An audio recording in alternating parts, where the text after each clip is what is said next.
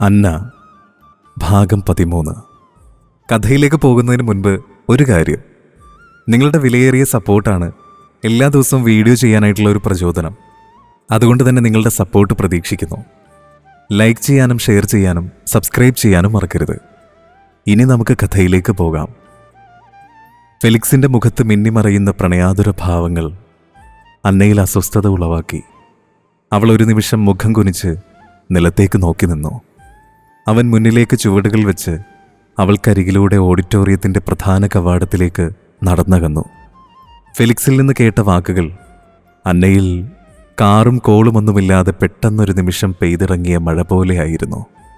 ആ മഴത്തുള്ളികളുടെ ശക്തമായ പ്രഹരമേറ്റ് അവളുടെ ഹൃദയം നനയുകയായിരുന്നു. തന്നെ ചതിക്കാനുള്ള പുതിയ നാടകത്തിൻ്റെ ആദ്യ ഭാഗമാകാം കുറച്ചു മുൻപിവിടെ അരങ്ങേറിയത്. ആടിത്തീർന്ന് അരങ്ങൊഴിയുമ്പോൾ നഷ്ടങ്ങൾ അതെപ്പോഴും എൻ്റെ കൂടെ ആയിരിക്കും.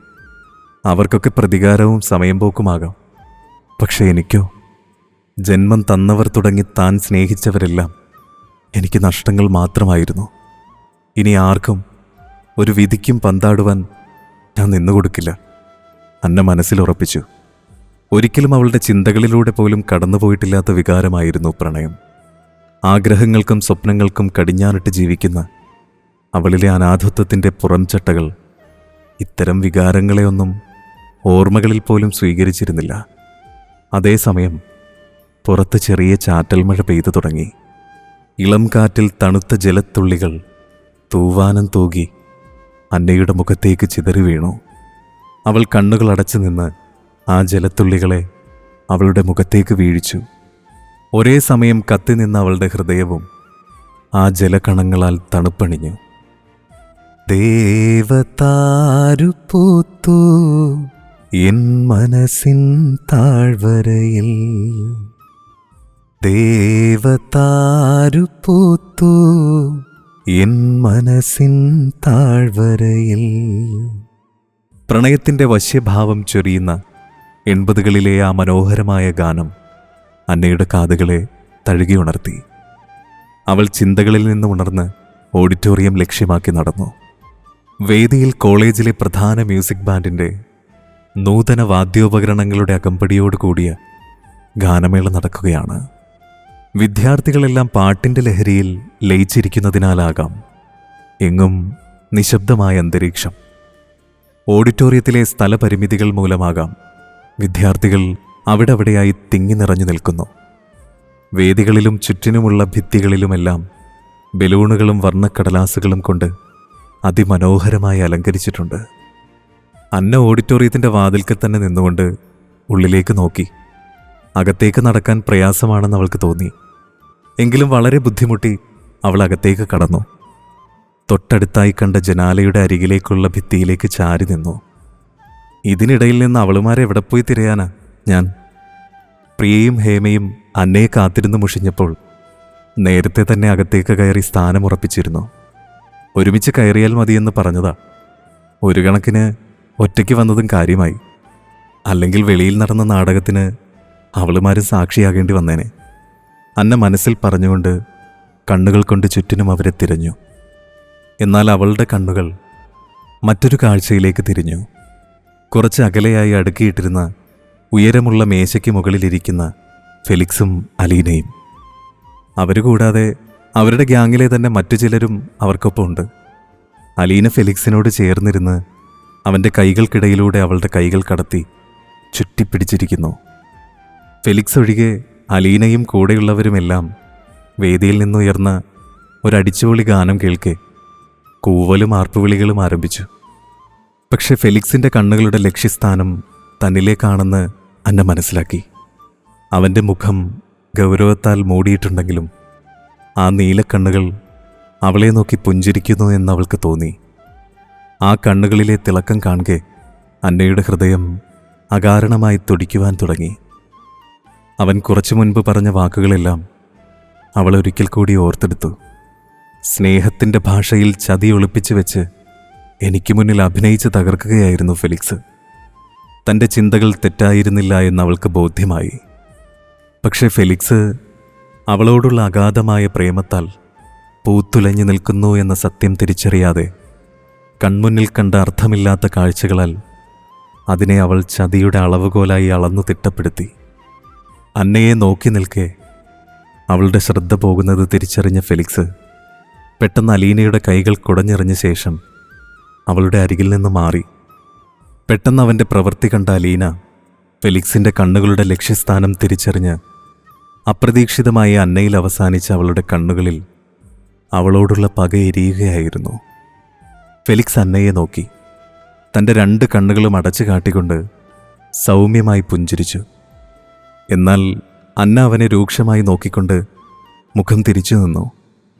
ഫെലിക്സിൻ്റെ കണ്ണു വെട്ടിച്ച് അന്ന ഓഡിറ്റോറിയത്തിൻ്റെ സൈഡ് വാതിലിലൂടെ പുറത്തേക്ക് വന്ന ശേഷം താഴേക്കുള്ള പടികളിറങ്ങി.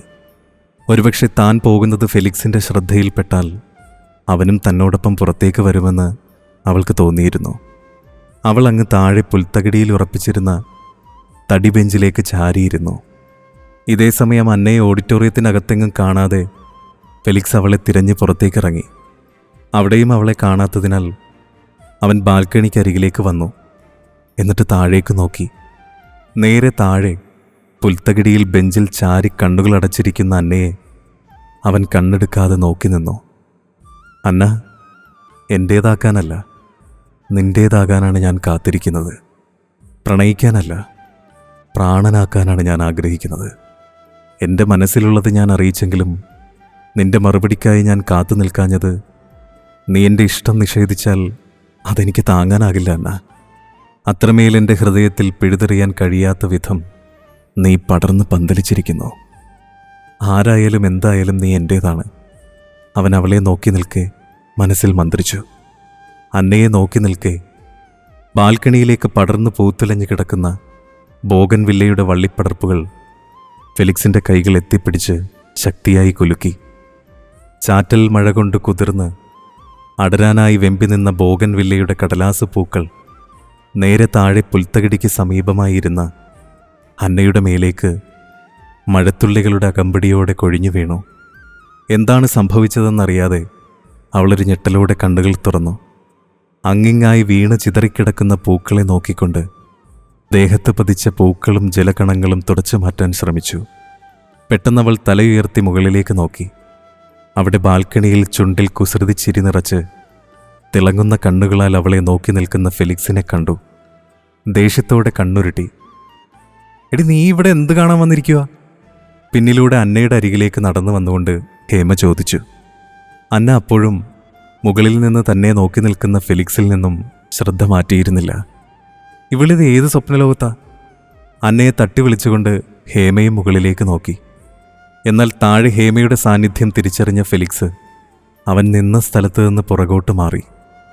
ആ ഹേമ, നീ ഇതെപ്പോ വന്നു? തന്നെ നോക്കി അരിശം പൂണ്ട് നിൽക്കുന്ന ഹേമയോട് അന്ന മയത്തിൽ ചോദിച്ചു. ഞാൻ വന്നിട്ട് കുറേ കൊല്ലായി. നീ അത് വിട്. നീ എന്താ ഇവിടെ മുകളിലോട്ട് നോക്കി വായും പൊളിച്ച് നിൽക്കുന്നേ? നീ വല്ല പക്ഷി നിരീക്ഷണമൊക്കെ തുടങ്ങിയോ? ആ, തുടങ്ങി. പക്ഷെ ഞാനല്ല, മുകളിൽ നിന്ന് വേറൊരു പക്ഷി എന്നെ നിരീക്ഷിക്കുമായിരുന്നു. അത് നോക്കി നിന്നതാ. പെട്ടെന്ന് അറിയാതെ പറഞ്ഞുപോയ കാര്യമോർത്ത് അന്ന ഹേമയെ നോക്കി മുഖം ചൊളിച്ചു. എന്ത്? നിന്നെ മുകളിൽ നിന്ന് പക്ഷി നോക്കിയെന്നോ? ഓ, ഇവളുടെ കിളി പോയെന്നാ തോന്നുന്നേ. ഈ ട്യൂബ് ലൈറ്റിന് ഒന്നും മനസ്സിലായില്ലെന്നോർത്ത് അന്ന മനസ്സിൽ ആശ്വസിച്ചു. എടി, പ്രിയ എവിടെയാ? അവളവിടെ ഇരിപ്പുണ്ട്. നീ ഇതെവിടെയായിരുന്നു ഇത്രയും സമയം? ഞങ്ങൾ നിന്നെ അകത്തെല്ലാം നോക്കി, കാണാഞ്ഞിട്ട് നിന്നെ തിരക്കി ഇറങ്ങിയതാ. അപ്പം നീ ഇവിടെ സ്വപ്നം കണ്ടുകൊണ്ടിരിക്കുന്നത് കണ്ടിട്ടാ ഞാൻ താഴേക്ക് വന്നത്. അവിടെ അല്ലെങ്കിൽ നിന്ന് തിരിയാൻ സ്ഥലമില്ല. അതുകൊണ്ടാണ് ഞാൻ ഇങ്ങോട്ട് പോകുന്നത്. അന്ന മറുപടി നൽകി. നീ എങ്കിൽ വാ, അവിടെ പ്രിയ ഒറ്റക്കാ. അടിപൊളി ഗാനമേളയായിരുന്നു. ഇനിയിപ്പോൾ റോഷൻ ചേട്ടൻ്റെ വയലിൻ പെർഫോമൻസ് ഉണ്ട്. അവൾ അന്നയുടെ കൈകൾ പിടിച്ച് മുന്നോട്ട് നടന്നു. റോഷൻ ചേട്ടനോ? അതാരാടി? പുതിയൊരു ചേട്ടൻ. അത് ചോദിച്ചുകൊണ്ട് അന്ന ഹേമയ്ക്കൊപ്പം മുകളിലേക്ക് പടികൾ കയറി. അല്ല, ഇവിടെയുള്ള എല്ലാ ചേട്ടന്മാരെയും നിനക്കറിയില്ലല്ലോ. എടി, 2ാം വർഷം മെക്കാനിക്കൽ സ്റ്റുഡൻറ്റാ. ഇൻസ്ട്രുമെൻ്റൽ മ്യൂസിക്കിന് കഴിഞ്ഞ വർഷം യൂണിവേഴ്സിറ്റി തലത്തിലൊക്കെ 1ാം സ്ഥാനം നേടിയ ആളാ. എന്തായാലും അയാൾ നല്ല അസലായിട്ട് വയലിൻ വായിക്കും. ഞാൻ പുള്ളിയുടെ റിഹേഴ്സലിനിടയിൽ കേട്ടിരുന്നു. എന്താ മോളെ ഫീല്? ആഹാ, അതിനിടയിൽ നീ റിഹേഴ്സൽ കാണാനും പോയോ? ഹേമയുടെ വാക്കുകൾ കേട്ട് ചിരിച്ചുകൊണ്ട് അന്ന ചോദിച്ചു. അന്നെ, നീ ചുമ്മാ ഡയലോഗ് ഇറക്കാതെ വേഗം കയറി വന്നേ. അന്ന മിണ്ടാതെ അവൾക്കൊപ്പം ഓഡിറ്റോറിയത്തിലേക്ക് നടന്നു.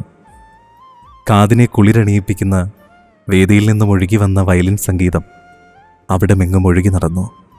നിശബ്ദതയിൽ നിറഞ്ഞു നിന്ന സംഗീത സാന്ദ്രഭാവത്തിനൊപ്പം അന്ന പഴയ ഓർമ്മകളിലേക്ക് ഒരു നിമിഷം സഞ്ചരിച്ചു. ഹേമ അന്നയെയും കൂട്ടി വേദിക്ക് താഴെ കുറച്ച് അരികിലായി നിന്ന പ്രിയയുടെ അരികിലേക്ക് നടന്നു. പ്രിയ ദൂരെ നിന്നും അന്നയെ കൈ ഉയർത്തിക്കാട്ടി. അപ്പോഴേക്കും ഓഡിറ്റോറിയത്തിനുള്ളിലേക്ക് വന്ന അന്നയെ ഫെലിക്സിൻ്റെ നീലക്കണ്ണുകൾ അവൾ പോലും അറിയാതെ പ്രണയാതുരമായി വീക്ഷിക്കുന്നുണ്ടായിരുന്നു. വേദിക്ക് നടുവിലായി കൈകളിൽ വയലിൻ പിടിച്ച് മാസ്മര സംഗീതം പൊഴിക്കുന്ന ആളെ കണ്ട അന്നയിൽ ഒരു പുഞ്ചിരി വിടർന്നു. റോഷൻ, ഇവനെന്താ ഇവിടെ? ആത്മഗതം കുറച്ചുച്ചത്തിലായിപ്പോയി എന്ന് രൂക്ഷമായുള്ള ഹേമയുടെ നോട്ടത്തിൽ നിന്നാണ് അന്നയ്ക്ക് പിടികിട്ടിയത്. നിനക്ക് അവനെ അറിയോ? അതേടി, ഞങ്ങൾ ഒരേ സ്കൂളിലാണ് പഠിച്ചത്. എൻ്റെ സീനിയറായിരുന്നു. നീ റോഷൻ എന്ന് പറഞ്ഞപ്പോൾ ഇയാളാണെന്ന് ഞാൻ വിചാരിച്ചില്ല. എന്തായാലും പരിപാടി കഴിയട്ടെ, എന്നെയും കൂടി ഒന്ന് പരിചയപ്പെടുത്ത്. പോടി, അവൻ എന്നെ തിരിച്ചറിയുമെന്ന് കൂടി എനിക്കറിയില്ല. എന്താണ്? അവൻ്റെ വയലിൻ സംഗീതം മോളുടെ ഹൃദയത്തിലേക്കങ്ങ് തറച്ചതുപോലെ ഉണ്ടല്ലോ. ഹേമയുടെ താടിയിൽ പിടിച്ചുകൊണ്ട് കള്ളച്ചിരിയോടെ അന്ന ചോദിച്ചു. ഒന്ന് പോടി, ആള് കൊള്ളാം, ചുള്ളനൊക്കെയാ. എന്നാലും അതൊന്നും കൊണ്ടല്ല, ചുമ്മാ ഒന്ന് പരിചയപ്പെടാലോ എന്ന് വിചാരിച്ചു. നിന്റെ ഫ്രണ്ടല്ലേ? ഓ, കൊച്ചു കള്ളി, ഒന്ന് പോയേ അവിടുന്ന്. നിന്റെ കണ്ണുകളിലെ നാണം കണ്ടാൽ എനിക്കറിയാം. ഹേമയെ കളിയാക്കിക്കൊണ്ട് അന്ന പറഞ്ഞു നിർത്തി. തുടരും. വീഡിയോ ഇഷ്ടമായെങ്കിൽ ലൈക്ക് ചെയ്യാനും ഷെയർ ചെയ്യാനും സബ്സ്ക്രൈബ് ചെയ്യാനും മറക്കരുത്.